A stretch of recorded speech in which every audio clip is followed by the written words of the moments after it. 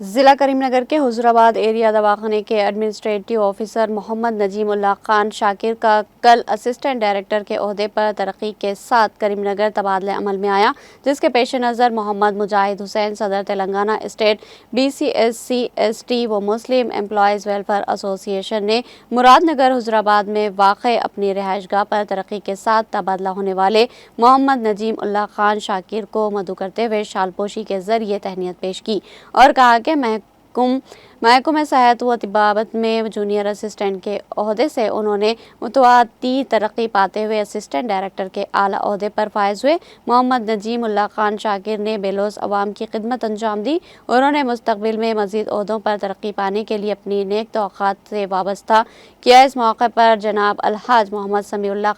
خان ذاکر صدر مسجد قریش کمیٹی جمی کنڈا employees union کے قائدین محمد ساجد، محمد احمد، محمد نذیر، محمد شبیر اور دوسروں نے اسسٹنٹ ڈائریکٹر کریم نگر سول ہاسپٹل محمد نجیم اللہ خان شاکر کو تہنیت پیش کی۔